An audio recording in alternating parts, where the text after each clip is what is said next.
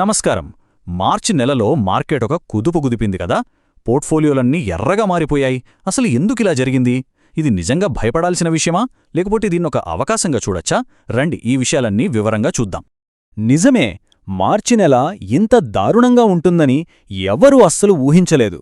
చాలా కాలంగా గ్రీన్లో ఉన్న పోర్ట్ఫోలియోలు సడన్గా రెడ్లోకి మారిపోయేసరికి చాలామంది ఇన్వెస్టర్స్లో ఒక రకమైన భయం, ఆందోళన మొదలయ్యాయి. సరే, ఈరోజు మనం ఏం చూడబోతున్నామంటే, ఫస్ట్ అసలు మార్కెట్ ఎందుకు ఇంతలా పడిపోయింది, కారణాలేంటి, తర్వాత ఒక ఇంట్రెస్టింగ్ హిస్టారికల్ చార్ట్ గురించి తెలుసుకుందాం. ఇక చివరగా ఇలాంటి టైంలో మనం ఏం చేయాలి, ఎలాంటి స్ట్రాటజీ ఫాలో అవ్వాలి అనే విషయాలు చర్చిద్దాం. రైట్, అయితే మనం మొదటి భాగంలోకి వెళ్ళిపోదాం. అసలు మార్కెట్లో ఈ రక్తపాతం ఏంటి, ఎందుకిలా జరుగుతోంది?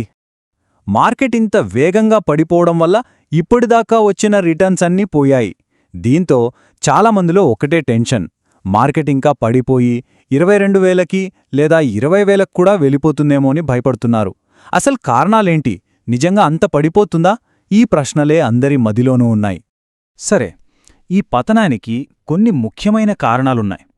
అందులో ఒక 5 పెద్ద కారణాల గురించి ఇప్పుడు మనం వివరంగా చూద్దాం. ఓకే, చూసేరు గదా, ఈ 5 కారణాల వల్లే మార్కెట్ ఇంతలా పడిపోయింది. అవేంటంటే middle east war, crude oil ధరలు, మన రూపాయి విలువ పడిపోవడం, ఎఫ్ఐఐల అమ్మకాలు, ఇంకా అమెరికాలో వడ్డీ రేట్లు తగ్గకపోవడం. రండి వీటి గురించి ఒక్కొక్కటిగా వివరంగా చూద్దాం. మొట్టమొదటి కారణం మధ్యప్రాచ్యంలో జరుగుతున్న యుద్ధం. దీనివల్ల సప్లై చైన్స్ దెబ్బతింటాయి. ప్రపంచవ్యాప్తంగా ద్రవ్యోల్బణం అంటే ధరలు పెరిగిపోతాయనే భయాలు మొదలయ్యాయి. మార్కెట్ ఎప్పుడూ ఫ్యూచర్ని చూస్తుంది కదా, అందుకే ఈ రిస్క్ని ముందుగానే ప్రైసింగ్ చేస్తోంది. ఇక రెండో కారణం క్రూడ్ ఆయిల్. ఆ యుద్ధం ప్రభావంతో ముడి చమురు ధరలు బ్యారెల్కి $100 మార్క్ని దాటేశాయి. ఇండియా లాంటి దేశానికి ఇది చాలా పెద్ద దెబ్బ, ఎందుకంటే మనం చాలా పరిశ్రమలకు క్రూడ్ ఆయిల్ పైనే ఆధారపడతాం. చూడండి ఈ ఆయిల్ ధరల ప్రభావం ఎలా ఉందో. కేవలం ఒక్క నెలలోనే స్పైస్జెట్ షేర్ 19%, ఇండిగో 15% పడిపోయాయి. ఏషియన్ పెయింట్స్ లాంటి కంపెనీలకి క్రూడ్ ఆయిల్ ముడిసరుకు కాబట్టి ఆ షేర్ కూడా 8%కి పైగా నష్టపోయింది. అంటే దీని ఇంపాక్ట్ ఎంత డైరెక్ట్గా ఉందో అర్థం చేసుకోవచ్చు. ఇక మూడో కారణం మన కరెన్సీ. ఒకవైపు అమెరికన్ డాలరేమో బలపడుతూ పోతోంది, దాదాపు $92.5కి చేరింది. మరోవైపు మన రూపాయి విలువ క్షీణిస్తోంది. డాలర్ బలపడి రూపాయి బలహీనపడటం మన మార్కెట్కి ఎప్పుడూ మంచిది కాదు. ఇక నాలుగోది చాలా ముఖ్యమైన కారణం, అదే ఎఫ్ఐఐల అమ్మకాలు. చూడండి, మార్చ్ 13న ఒక్కరోజే దాదాపు 10,716 కోట్ల రూపాయల షేర్లను అమ్మేశారు. ఈ మధ్య రోజూ వేల కోట్లల్లో అమ్ముతూనే ఉన్నారు. మన డొమెస్టిక్ ఇన్వెస్టర్లు అంటే మన ఎస్ఐపీల ద్వారా కొంటున్నాం, కాని వాళ్ల అమ్మకాల ముందు మన కొనుగోళ్లు సరిపోవట్లేదు. అందుకే మార్కెట్పై ఇంత ప్రెషర్ పడుతోంది. ఇక ఐదవ చివరి కారణం అమెరికాలోని వడ్డీ రేట్లు.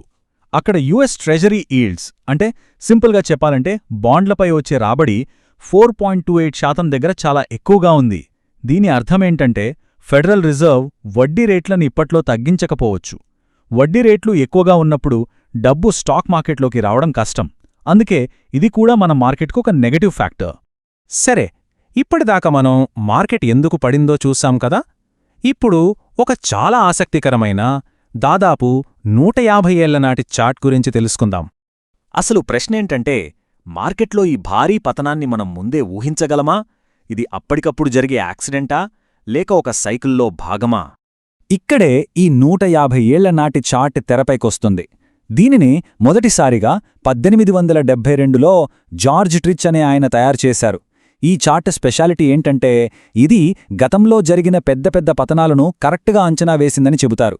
ఉదాహరణకి 1999లో .com బబుల్ క్రాష్ని, అలాగే 2019లో వచ్చిన కోవిడ్ క్రాష్ని కూడా ఇది ముందే సూచించిందట. ఇప్పుడు ఈ చార్టు ప్రకారం 2026 నుండి ఒక సుదీర్ఘమైన కఠిన కాలం మొదలవబోతుందని అంచనా. అసలు ఈ చార్ట్ ఎలా పనిచేస్తుందంటే, ఇది మార్కెట్ని కొన్ని జోన్లుగా విభజిస్తుంది. సింపుల్గా చెప్పాలంటే, జోన్ బి అంటే మంచి కాలం, అప్పుడు ధరలు చాలా ఎక్కువగా ఉంటాయి, కాబట్టి స్టాక్స్ అమ్ముకోవడానికి ఇది మంచి సమయం. ఇక జోన్ సి అంటే కఠిన కాలం, అప్పుడు ధరలు చాలా తక్కువగా ఉంటాయి, సో ఇది స్టాక్స్ కొని హోల్డ్ చేయడానికి బెస్ట్ టైం. సో ఈ చార్ట్ ప్రకారం మనం అర్థం చేసుకోవాల్సిన ముఖ్యమైన విషయం ఏంటంటే 2026 నుండి 2032 మధ్యకాలాన్ని కఠినమైన సంవత్సరాలుగా ఇది చూపిస్తోంది. అంటే ఈ టైంలో ధరలు తక్కువగా ఉంటాయి కాబట్టి ఆస్తులను కూడబెట్టుకోవడానికి అంటే అక్యుములేట్ చేయడానికి ఇదొక అద్భుతమైన అవకాశం అన్నమాట. ఓకే, కారణాలు తెలిసే ఒక చారిత్రక చార్ట్ ఏం చెప్తుందో కూడా చూశాం. మరిప్పుడు మనం ఏం చేయాలి? What next? ఇక్కడ చాలా క్లియర్గా కొన్ని విషయాలు చెప్తున్నారు. మొదటిది, పానిక్ అయిపోయి నష్టాలకు అమ్ముకోవద్దు. రెండోది, మీ ఎస్ఐపీలను అస్సలు ఆపొద్దు, కంటిన్యూ చేయండి. మీ దగ్గర క్యాష్ ఉంటే దాన్ని స్టాక్స్ లాంటి వాటిలో ఇన్వెస్ట్ చేయండి, ఎందుకంటే తక్కువ ధరలకు ఎక్కువ యూనిట్స్ వస్తాయి. అలాగే మీ పోర్ట్ఫోలియోని బంగారం, డెట్ ఫండ్స్ లాంటి వాటితో డైవర్సిఫైడ్గా ఉంచుకోండి. చూడండి, invest in red to enjoy the green. ఈ మాటలో చాలా అర్థముంది. మార్కెట్ ఎరుపులో ఉన్నప్పుడు అంటే నష్టాల్లో ఉన్నప్పుడు ధైర్యంగా ఇన్వెస్ట్ చేసిన వాళ్లే ఫ్యూచర్లో అది గ్రీన్లోకి మారినప్పుడు ఆ లాభాలను ఆస్వాదించగలరు. అంతేకాదు, లాంగ్ టర్మ్లో చూస్తే మార్కెట్ భవిష్యత్తు చాలా ఆశాజనకంగా కనిపిస్తోంది. నిఫ్టీ ఇండెక్స్ రాబోయే రోజుల్లో 32,000 స్థాయికి ఖచ్చితంగా చేరుకుంటుందని ఒక బలమైన అంచనా ఉంది. అయితే ఇక్కడ ఒక ప్రశ్న మిగిలిపోతుంది.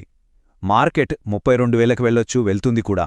కానీ ప్రశ్నేంటంటే అప్పటికి మన ఇన్వెస్ట్మెంట్ ఎంతుంటుంది? అంటే మార్కెట్ శిఖరానికి వెళ్తుంది అన్నది కాదు పాయింట్. ఆ ప్రయాణంలో మనం ఎంత పెట్టుబడి పెట్టాం, ఎంత సంపాదించామన్నదే ముఖ్యం. ఇలాంటి మరిన్ని ఫైనాన్షియల్ స్ట్రాటజీల గురించి తెలుసుకోవాలనుకుంటే తప్పకుండా సబ్స్క్రైబ్ చేసుకోండి. ఈ సమాచారం స్నేహితులకు కూడా హెల్ప్ అవుతుందనుకుంటే వాళ్ళతో షేర్ చేయండి. ఆర్థిక ప్రయాణంలో ఇదొక మంచి స్ఫూర్తినిస్తుందని ఆశిస్తున్నాం.